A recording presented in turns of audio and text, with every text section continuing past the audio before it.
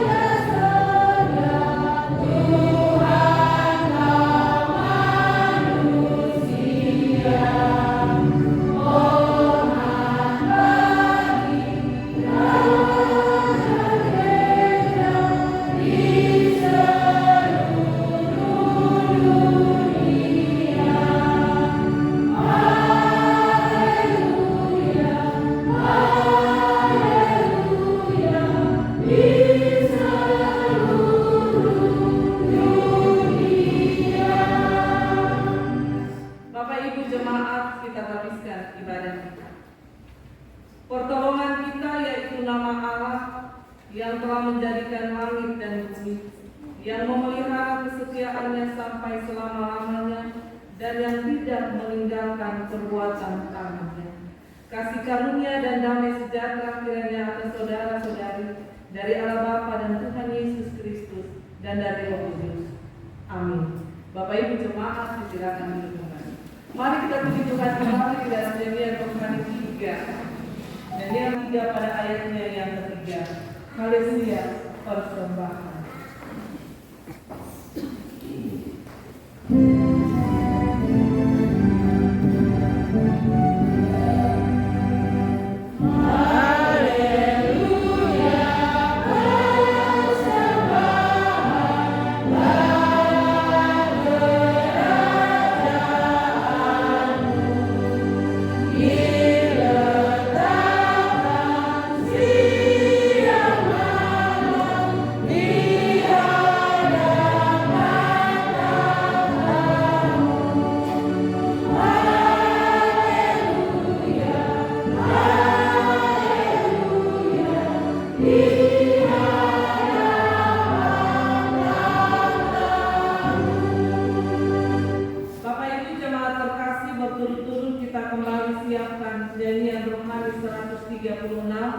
Pada ayatnya yang pertama kita nyanyikan setelah kita merendahkan diri dan mengaku dosa, dan nyanyian rohani 137. Pada ayatnya yang pertama kita nyanyikan setelah kita menerima berkat yang benar. Mari jemaat Tuhan di hadapan Tuhan Allah kita merendahkan diri dan mengaku dosa kita dengan sungguh-sungguh. Dekatlah Tuhan pada segala orang yang hancur hatinya, dan Ia menolong orang yang lemah lembut hatinya. Mari kita berdoa. Kepadamu ya Tuhan, kami datang, kami bersyukur, kami bersuka cita, karena kami boleh mengalami kehidupan yang baru di hari ini, dengan pertolongan dan cinta kasih Tuhan yang tidak pernah berakhir dalam hidup kami. Bersyukur kami menyatakan satu kenyataan pengakuan dosa kami kepadamu ya Allah, di mana dalam kehidupan kami seringkali kami melakukan banyak kesalahan, pelanggaran, bahkan hutang dalam kehidupan kami lewat dosa-dosa kami terlampau sangat banyak. Kami hidup membenci, kami hidup bermusuhan, kami berselisih, kami tidak mau saling mendengar satu dengan yang lain. Tuhan ampuni kami, dan biarlah setiap kehidupan keluarga kami sebagai suami dan istri, sebagai orang tua dan anak-anak, tetapi juga terhadap sesama-sesama kami, bahkan kepada Tuhan. Kami mau supaya kehidupan kami ini tidak ada di dalam dosa dan pelanggaran. Tuhan tolong baharui kehidupan kami dengan belas kasih-Mu yang sangat besar, karena kami sangat membutuhkan pengampunan daripada Tuhan. Inilah doa pengakuan kami di hadapan-Mu ya Allah, dalam kasih Kristus kami menerima keselamatan. Amin. Di depan mata Yesus dibuka kehidupan.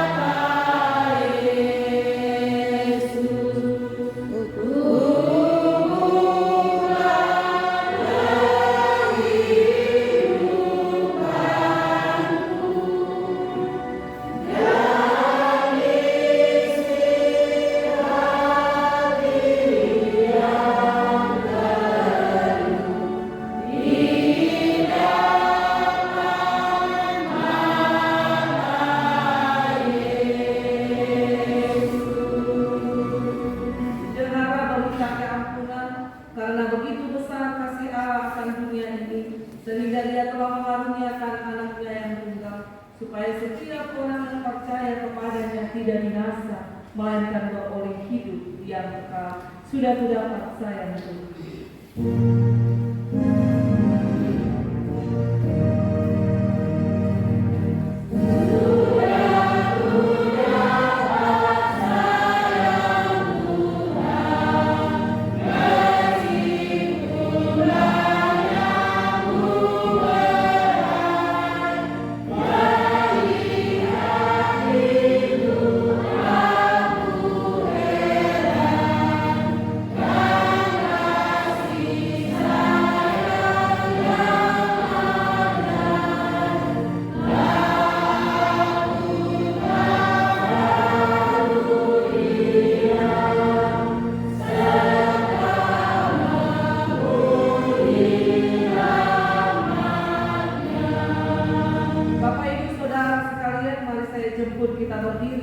Bersama-sama kita mendengarkan untuk Tuhan sebagai petunjuk hidup baru bagi kita yang terus mengingatkan kita. Kasihilah Tuhan Allahmu dengan segenap hatimu dan dengan segenap jiwamu dan dengan segenap akalmu ini. Itulah hukum yang besar dan yang pertama. Dan hukum yang kedua yang sama dengan itu ialah kasihilah sesama manusia seperti dirimu sendiri. Pada kedua hukum inilah tergantung semua. Kita akan belajar daripada firman Tuhan yang terangkat bagi kita di dalam 2 Timotius pasal 2 ayatnya yang pertama hingga berakhir pada ayatnya yang ke-13. 2 Timotius pasal 2 ayatnya yang pertama hingga berakhir pada ayatnya yang ke-13. Mari kita tunduk kepala dan kita berdoa. Firman-Mu adalah kehidupan kami. Firman-Mu adalah pengharapan dalam setiap perjalanan hidup kami. Firman-Mu di hari ini kami hendak membaca, kami hendak merenungkan, namun kami terbatas dalam segala hal ya Tuhan. Mengerti dan memahami firman-Mu saja kami tidak mampu, tetapi kami terus merendahkan diri kami terus mengangkat kehidupan kami kepada-Mu, meminta belas kasih-Mu. Tuhan tolong memberkati kami dalam hikmat-Mu, dalam pengertian-Mu, dalam Roh Kudus-Mu yang menuntun kami, supaya ketika firman Tuhan kami baca bersama, ketika itu juga kami tahu maksud Tuhan lewat firman di pagi ini. Berbicaralah Tuhan bagi kami, karena kami siap untuk membaca firman. Amin. Demikian bunyi firman Tuhan di dalam 2 Timotius 2 ayatnya yang pertama hingga berakhir pada ayat 13. Dengan bunyi perikop panggilan untuk ikut menderita. Sebab itu, hai anakku, jadilah kuat oleh kasih karunia dalam Kristus Yesus. Apa yang telah kau dengar daripadaku di depan banyak saksi, percayakanlah itu kepada orang-orang yang dapat dipercayai, yang juga cakap mengajar orang lain. Ikutlah menderita sebagai seorang prajurit yang baik dari Kristus Yesus. Seorang prajurit yang sedang berjuang tidak memusingkan dirinya dengan soal-soal penghidupannya, supaya dengan demikian ia berkenan kepada komandan. Seorang olahragawan hanya dapat memperoleh mahkota sebagai juara apabila ia bertanding menurut peraturan-peraturan olahraga. Seorang petani yang bekerja keras haruslah yang pertama menikmati hasil usahanya. Perhatikanlah apa yang kukatakan. Tuhan akan memberi kepadamu pengertian dalam segala sesuatu.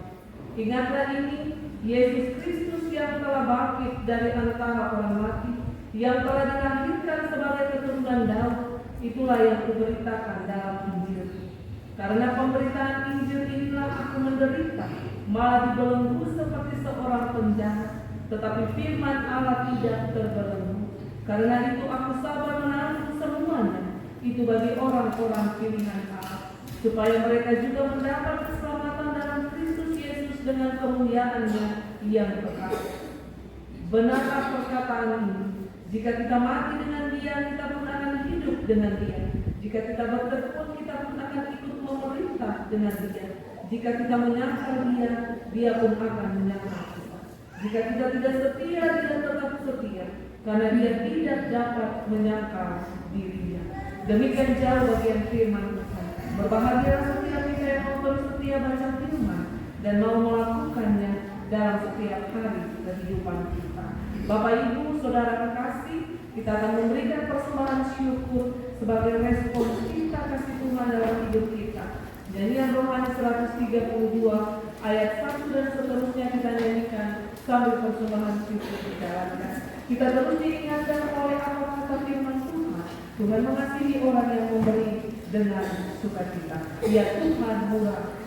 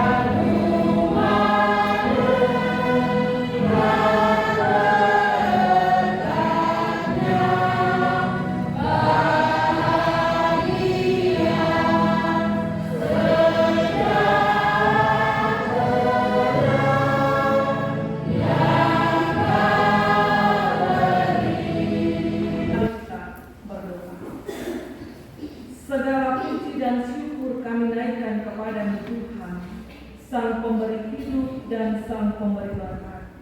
Kami bersyukur dengan segala kehidupan kami yang kami nikmati di tengah-tengah dunia ini, baik nafas kehidupan, kekuatan dan kesehatan, bahkan umur panjang dan sejahtera Tuhan nyatakan bagi kami. Setiap hal yang Tuhan berikan bagi kami ini menjadikan kami tetap bersemangat dengan iman yang kami punya, bahwa kehidupan kami hanya untuk kami persembahkan kepada Tuhan. Kami bersyukur karena hari ini juga di tengah-tengah pekerjaan dan usaha-usaha kami kami boleh menyatakan sukacita kami di hadapan Tuhan dengan memberi persembahan syukur. Kami tahu pemberian kami ini sangat sedikit Tuhan, tetapi Tuhan sangat melihat betapa besar sukacita hati kami untuk memberi. Mari Tuhan memberkati setiap kehidupan kami masing-masing, setiap persembahan yang kami persembahkan kepada Tuhan. Tuhan akan kembalikan lebih banyak dari apa yang kami persembahkan di hari ini. Dan tentunya di setiap kami melewati seluruh usaha dan pekerjaan kami, tangan Tuhan tetap menuntun dan memberkati kami.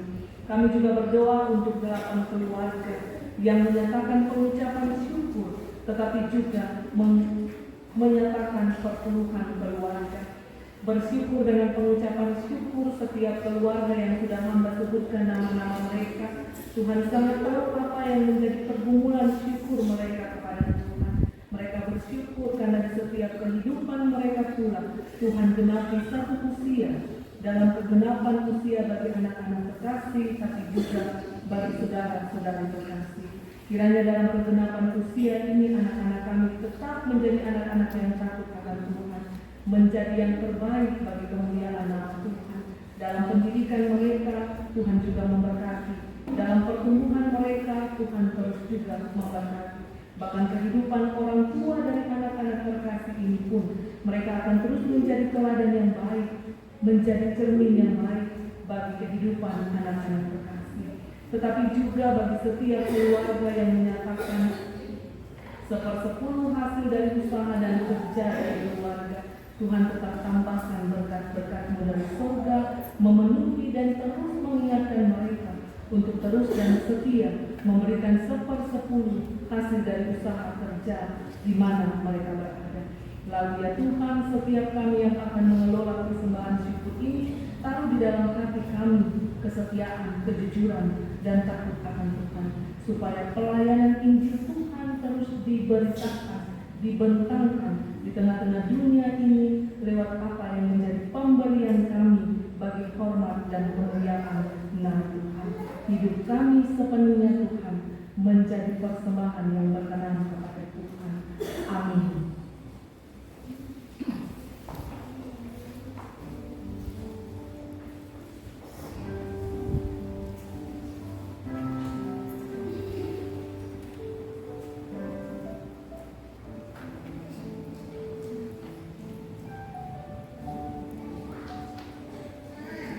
Ketika kita setia membawa Injil Kristus, berarti kita dimenangkan karena kuasa dari Yesus. Luar biasa sekali kalau Injil Tuhan itu kita beritakan. Tidak boleh disimpan, tidak boleh disembunyikan. Karena pemberitaan Injil Kristus firman Tuhan, dia itu transparan.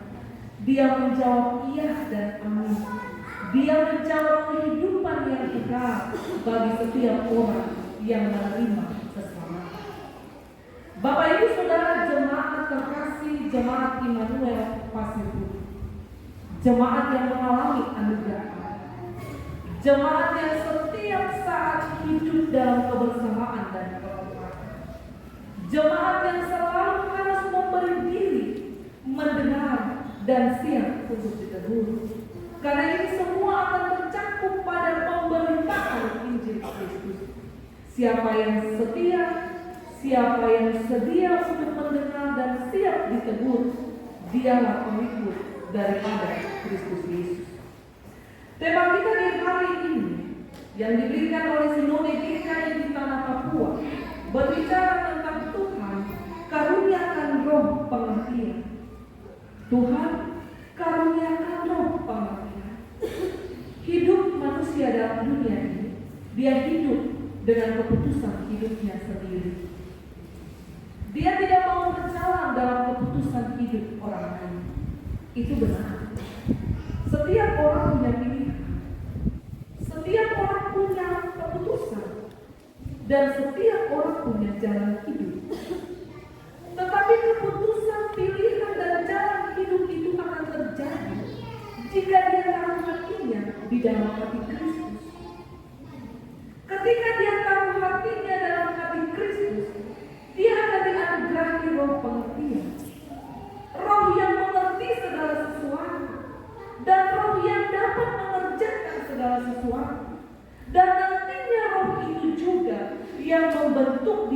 dalam sebuah ketentuan.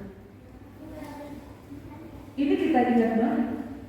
Ketika kita dipimpin dalam Roh Allah, Dia akan memberikan kita segala pengertian. Dia akan menjawab apa yang menjadi pergumulan kita, dan tetap kita berjalan dalam tuntunan Roh Kudus. Mengapa tema ini dijabarkan seperti ini? Karena kembali kita melihat dalam pembacaan kita 2 Timotius pasal 2 ayat 1 sampai 13. Ini berbicara tentang bagaimana pelayanan Rasul Paulus di tengah-tengah kehidupan dan tantangan usaha.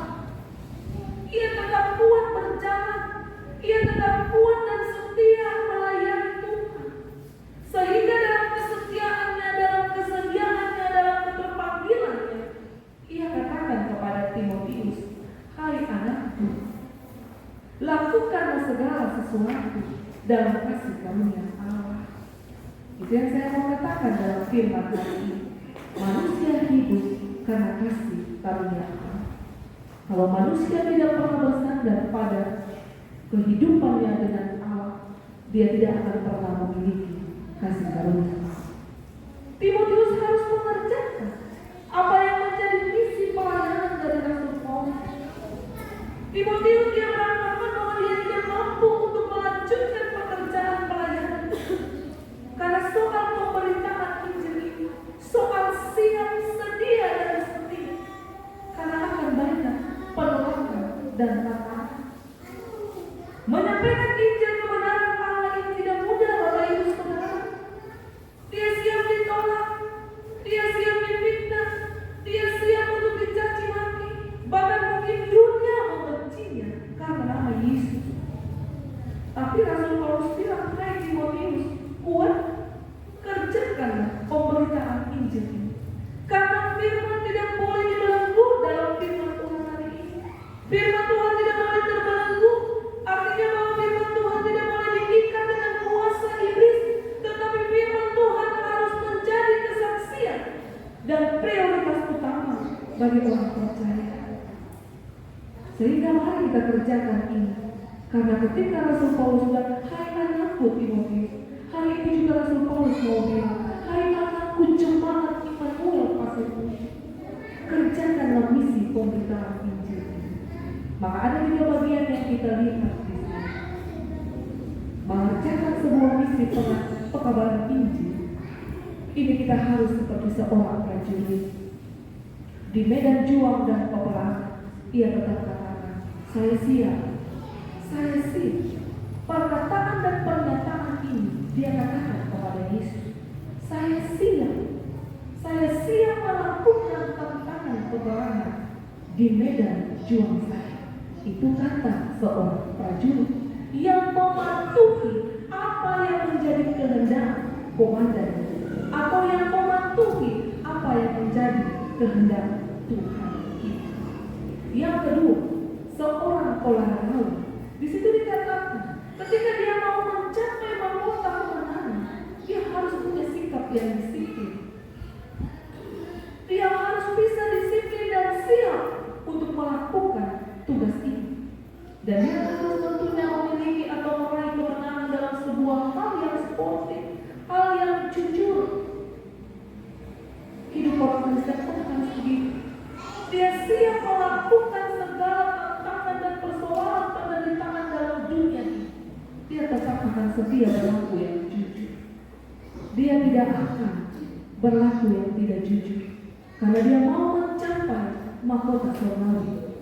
Bagian ketiga dari khotbah ini, dia katakan sebagai seorang petani yang menanam, dan pada saat ia menuai, ia yang menuai menikmati hasil dari apa yang dia tanam. Sama dengan Bapak Ibu dan saya, kita harus menanamkan sebuah kebaikan dalam dunia. Selagi Tuhan masih kasih kesempatan untuk kita hidup, tanamkanlah kebaikan, tanamkanlah kasih dan sukacita, supaya ketika kelak nanti kita akan menuai yang luar biasa. Kita akan menikmati hasil yang kita tanam tadi, kebaikan, sukacita, kasih, dan lain sebagainya. berhenti untuk menanam permusuhan, berhenti untuk menanam kefasikan, kemunafikan, hidup tidak jujur. Itu berhenti kita tanam. Berikanlah diri untuk mendengar apa kata Tuhan. Berikanlah diri untuk mendengar suara Tuhan, supaya hasil dari tanaman kita itu dia berbuah. Akhirnya apa? Tuhan kasih roh pengasihan itu lebih luar biasa bagi kita. Hiduplah dalam kasih sebagai keluarga, rumah tangga, suami dan istri, tapi juga sebagai anak-anak dan orang tua, bahkan lebih sebagai pemuda-pemudi gereja. Kita harus terus menanamkan kebaikan, cinta dan kasih, supaya pada saatnya kita dapat berjalan bersama dengan Tuhan menolong kita dan memberkati kita. Amin. Bapak Ibu jemaat, siapkan nyanyian rohani. Nyanyian rohani 79 ayat 1 dan 2 kita akan nyanyikan setelah kita mengaku iman percaya kita. Jemaat Tuhan, saya dijemput berdiri bersama dengan seluruh umat Tuhan dalam gereja Tuhan. Kita mengaku iman percaya kita. Aku percaya kepada Allah, Bapa yang Maha Kuasa, Adik langit dan bumi, dan kepada Yesus Kristus, Anaknya yang berdoa, yang dikandung daripada Roh Kudus, lahir dari anak darah, yang menderita di bawah pemerintahan Pontius Pilatus, disalibkan, mati dan dikuburkan, turun ke dalam kerajaan maut, pada hari yang ketiga bangkit pula dari antara orang mati, naik ke surga, duduk di sebelah kanan Allah, Bapa yang Maha Kuasa, dan akan pada zaman untuk menghakimi orang yang dipilih. Aku percaya kepada Roh Kudus, gereja yang kudus dan aman, persekutuan Roh Kudus, pengampunan dosa, bagi dan bagi dan hidup yang kekal. Tuhan lakukan raja hati kami.